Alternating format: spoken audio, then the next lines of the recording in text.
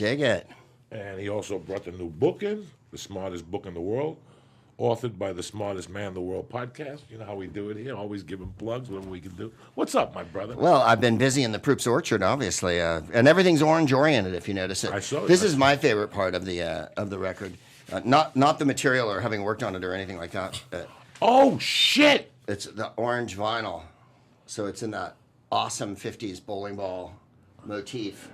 Oh, wait, let me switch. Fucking There you go. tremendous. Fucking tremendous. That's So, a genius idea. Yeah, Ryan and Matt, who work with Jimmy Pardo and Doug Benson, we will all work together. And we've made several records together, and they do the podcast and everything.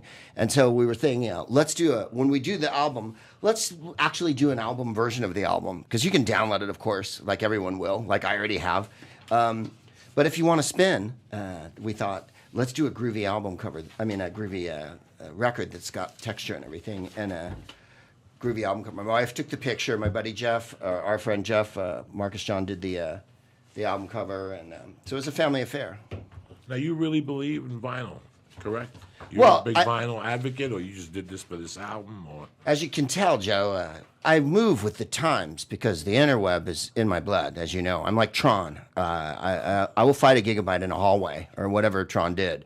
On the other case, I'm old-fashioned, and I love books and records. Okay. And I think books and records are the real deal. They're the tactile function of it, the putting a record on to spin it, the picking up a book, to putting a marker in it, putting it down, you know. I think it's a whole groovy experience. I really think when they stopped doing albums, they took a big part of music out for me. Yeah. Like, I never got used to getting a CD, opening it up, and just putting a CD in. I never got used to it. The thrill was completely gone with me. The whole thing about going, getting the album, walking home, that fucking excitement of walking home. Yeah.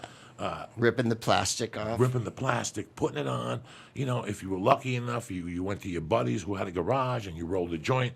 You opened the album cover and you rolled the joint and you passed the album cover around and look how good it looks or look how cool the guitar, whatever. Yeah. It was this big, it's like somebody once told me that in this country, way before I got here from Cuba, I don't remember, that selling a car was completely different. Yeah. That they would put the car in the showroom with a blanket on top of it, a cover. And you walk past every day going, when are they going to pull that thing up? Yeah. And then on that Saturday, they pulled it out, and they had like a mini circus and hot dogs. Oh, yeah. And they'd pull the cover off, and people would make offers. And, you know, they took all that, that excitement. Yeah. For me, that was Eddie Bravo one night. I was high doing a show with Rogan, and Rogan was on stage, and Eddie Bravo told me a story about everybody in this neighborhood, and anybody could relate to this story, that everybody in this neighborhood hated Kiss.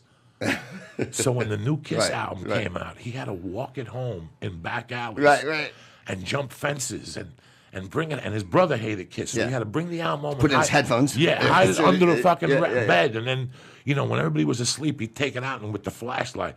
And when he told me that story, I go, you know, that's a one-man show. Yeah. It is. It is a one-man show. It's at least a novella. Yeah, that is a one-man show, man. You could do an hour on that. So what was different with the CDs for you?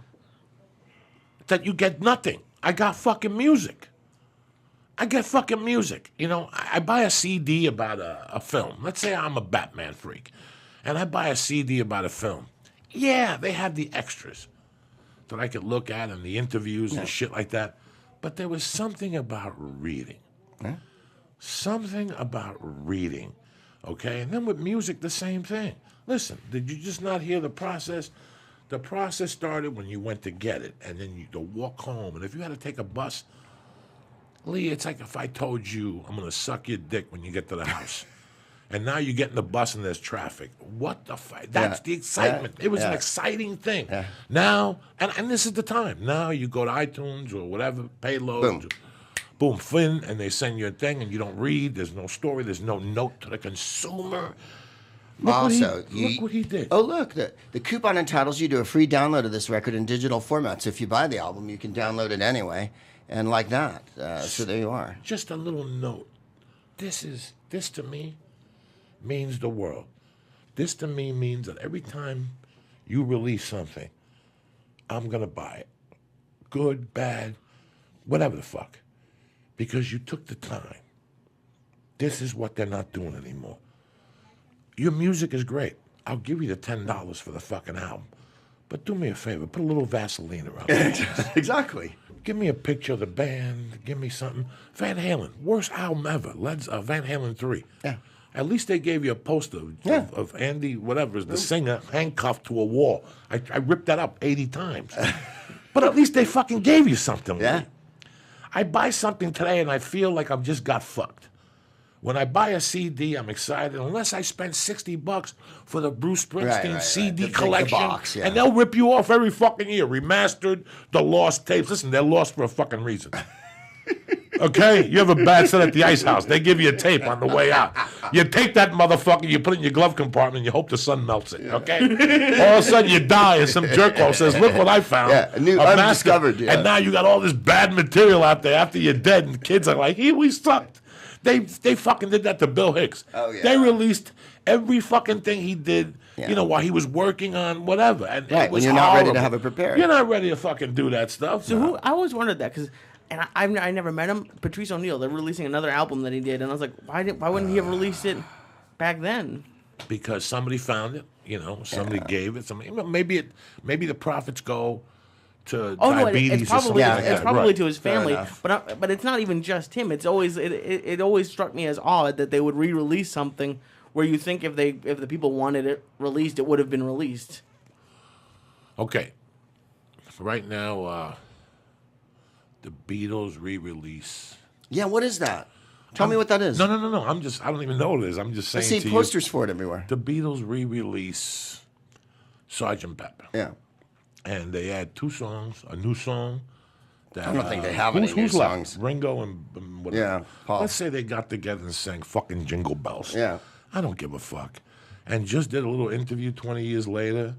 You know what? If they said the money was going to some charity, a percentage. Oh, yeah, it would make I'd buy the $1,000,000. fucking album. Yeah, of course. That's the type of guy. I'd buy the album. You know how many times I bought Sgt. Pepper's? 80 fucking times. Right. I'd buy it again, but sometimes they just put out these lost tapes. John Lennon, that fucking Yoko will steal a fucking, she started putting out garbage. And that's not what he wanted out. Nobody wants that garbage. Tupac. How many fucking albums did that 10? poor bastard put out? I after know. he And died? he didn't want those tracks. Or he would have No. wanted to work on them more. Well, they do it with authors, too. Jack London died and left a book. And I'm not kidding. 2 or 3 authors came in and finished the book and put it out. Now, I think that one's Assassination Bureau Limited. But, he was a famous author at the time. And, like Mark Twain's biography just got published the last couple of years. And it's this big. And he wrote into his will, this isn't to be printed until 100 years after I die. And that's when they put it out. They finally put it out. And I don't even know that he really wanted it out ever, because it's him being awful about all those contemporaries. It's this giant journal, basically, of a life, It's 1,000 zillion pages. And so people... Kurt Cobain, his poetry after he died, remember there was a big controversy. Should they release that notebook that had all the doodles in it and shit? Now, that's your fucking notebook. That's not a polished piece of art that you make, that you finish, that you fucking edit, that you put stuff onto. It's thoughts. It's random. I know everybody wants to see the process, so I understand the impetus and the urge to want to see everything an artist did. But by the same token, I remember I had a friend of mine had a Jimi Hendrix album that was just the worst fucking noodling on stage in London that some other guy put out and went Hendrix is on this. And it doesn't make you like Hendrix more. It makes you think, well, he did this gig with this guy and... it's just shitty. And you're like, it was totally being sold under that. And, like Jimi Hendrix with so-and-so. And you're like,